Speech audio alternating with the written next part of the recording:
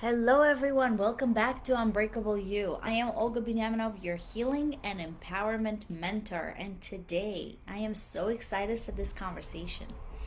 We are in week 4 of June, and I want to talk today about still love and relationship, but love after wounds. And if you've been with me the whole month, I want to pause for a second and really feel what we've walked through together throughout this month. So, in week 1, we talked about the love that we accept when we just don't know our worth. In week 2, we talked about betrayal and how it just broke the illusion, but didn't actually break us.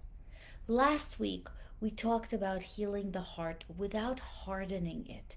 Love is still possible, and you don't have to become hard and not allow love in your life.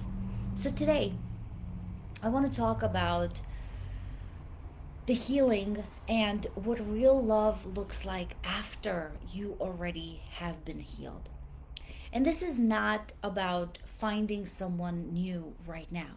This is about becoming someone new, someone whole, who is already prepared and ready to recognize and receive completely different kind of love. Before we start, if you're here with me and if you're ready to start, please comment the word worthy, because that's what you are. Just worthy. I'll be watching and I want to know who's with me today. So let's do that. Before we start the actual way of discovering that love after healing, I want to talk about the difference between the two energies that exist. I want to start with the distinction that changed everything for me and for so many women that I've actually coached. There's a difference between longing for love and being ready for love. And most of us were never taught to tell the difference. Longing comes from absence. It says, I am incomplete without someone. It says, my life will finally make sense when someone chooses me. In other words, it says, I need this to feel whole. It comes from a place of needing a relationship, needing love. Readiness comes from a different place. It comes from wholeness. It actually says, I am already complete. And I would love to share my life with someone, not because I need them to complete me, but because I already have so much love to give, and I am ready to not only give it, but also receive that love. So longing reaches outwards to fill in that emptiness. Readiness reaches outward to share the fullness that you already have. So I hope you can tell the difference between those two energies, because one is desperate, even when it doesn't look desperate on the surface. The other, the other is grounding. It's calm, it's magnetic, and it's coming from a place of whole. So why does it matter so much? That distinction is everything. When you're operating from longing, you will accept almost anything that resembles love, because the emptiness in you is so loud. Everything that quiets that feeling of loneliness feels like a miracle. But when you're operating from readiness, you actually can feel the difference between something that genuinely matches you, matches your energy, and matches what you're looking for, and something that simply fills a void. And this is why the healing work matters so much before we talk about love completely. Because if you skip the healing part, if you skip it and you go straight to look for love again, you will likely find yourself in the same exact patterns with different faces. But if you don't Understand that work is necessary. It is inevitable that you will go in the same kind of people, same mistakes. Doing the work, building your wholeness first, is what changes everything for you. What can change everything for you? You change what you're capable of receiving. Because you don't attract a different kind of love by searching harder. You attract it by becoming someone different. I want to talk about something that trips up so many men and women on their healing journey, even those who have done the real work. What trips many people is the difference between what feels emotionally safe and what feels emotionally familiar. And we talked about that because this is where the trap is. Familiar many times comes from masking that safety. It's something you're familiar with, so you automatically will go towards that. But they're not the same thing as actually feeling the difference.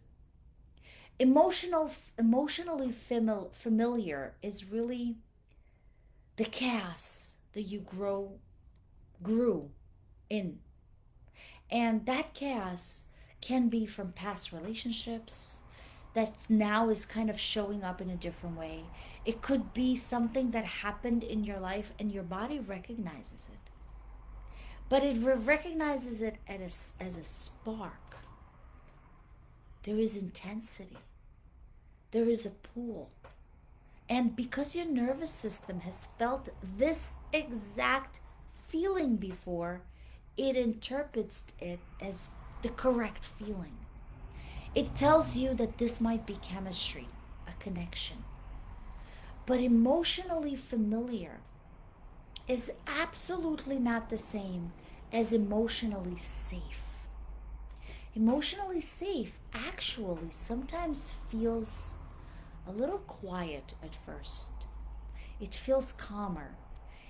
Sometimes it even feels like, and I say this with love, it can even feel like boring at the beginning because your nervous system is not used to that peace. It's used to waiting for the other shoe to drop.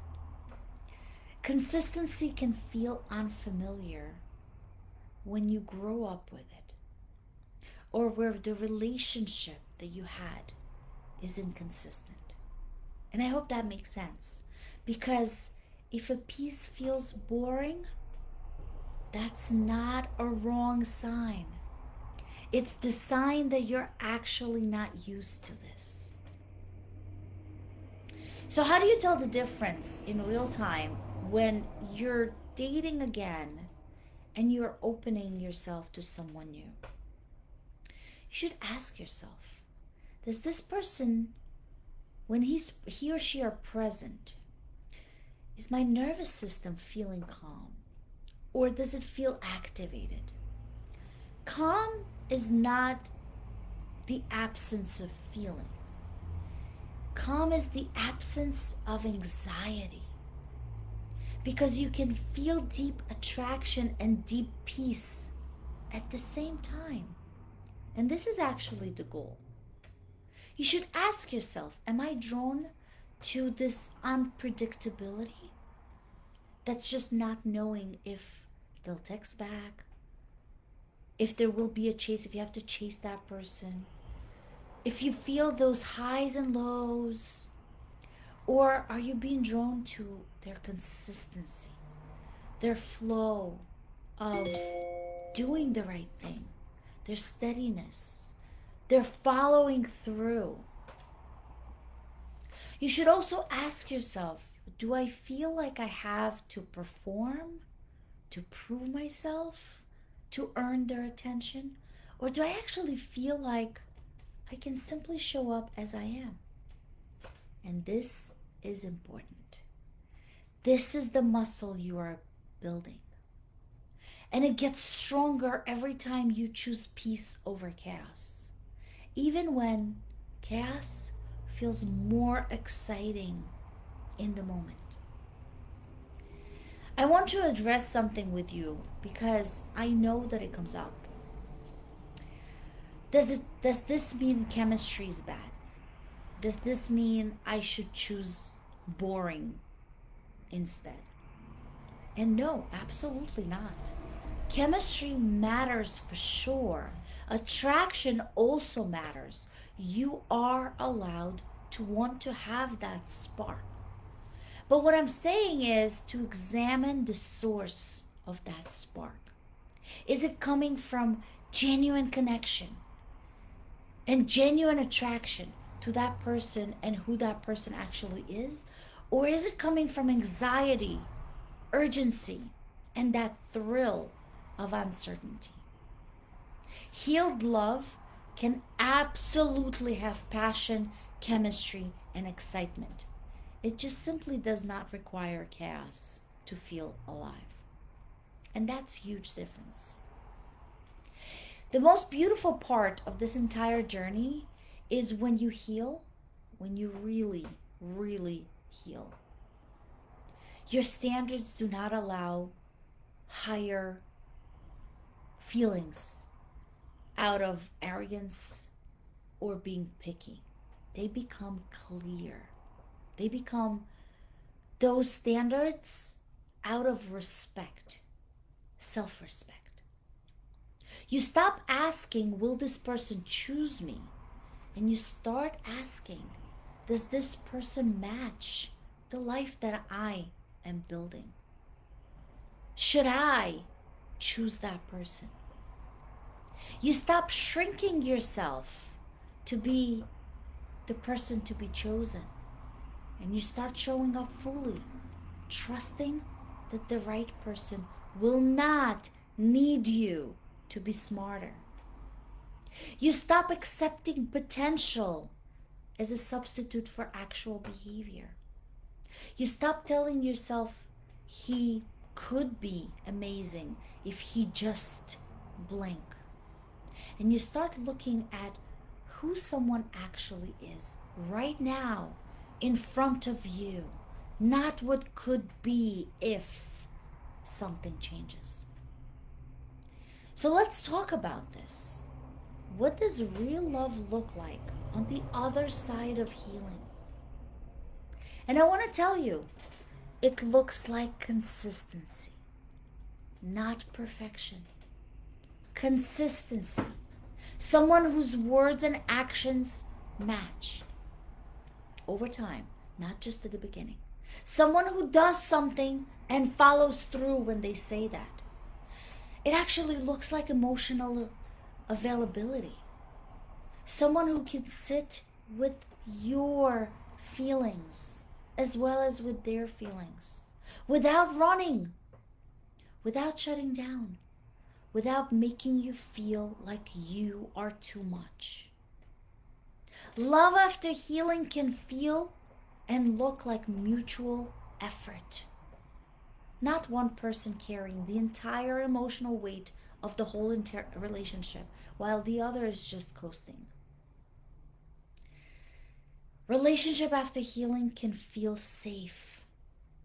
And it looks like safety to be fully yourself, including the parts of you that are still healing. Because it's okay not to be fully healed. It's okay to still continue to grow. And it's okay to still be imperfect.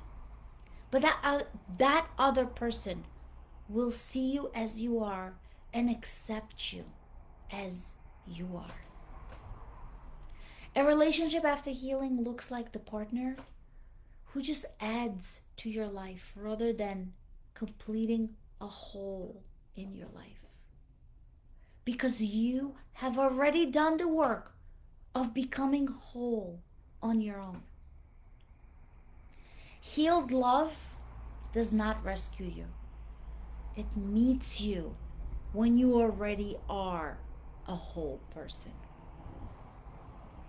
And this is what I really want you to understand. When people jump into new relationships before they heal, they miss that component. And that's why patterns repeat. That's why you meet the same exact circumstances with different people. So if this resonates with you right now, and if you feel that this is your reality, drop worthy in the comment. I want to know who's actually receiving it today. And I want to say this because so many men and women feel guilty for wanting this kind of love. Like wanting consistency and safety and ease, drama free, is somehow asking for too much. It's not too much. It's never too much. It was never too much. It is simply what love is supposed to feel like. The chaos was never the standard. The peace was. But you got so accustomed to this. Your nervous system was so used to this that it became your norm. So you need to heal before you can be receiving the real norm. And I want to do this, one of my favorite exercises. I want to walk you through something that I call the letter to the love you are ready to receive. It could be in a journal. It could be just on a piece of paper with an envelope. I have mine. You just write it down, you seal the envelope, and you put it away. Take a breath when you do that. I want you to close your eyes before you do it. And you can take your time to do this. I'll give you the instructions. But take your time and really be intentional with this exercise. I want you to envision yourself at that moment. I want you to envision for yourself, what does real love mean for you? What is it that you're looking for in the other side, but only from a place of wholeness?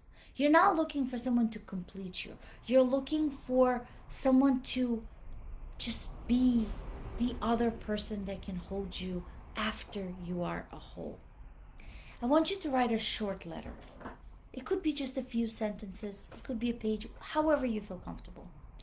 To the love that you are now ready to receive. I'm not talking about a fantasy and a romance and a movie type of relationship.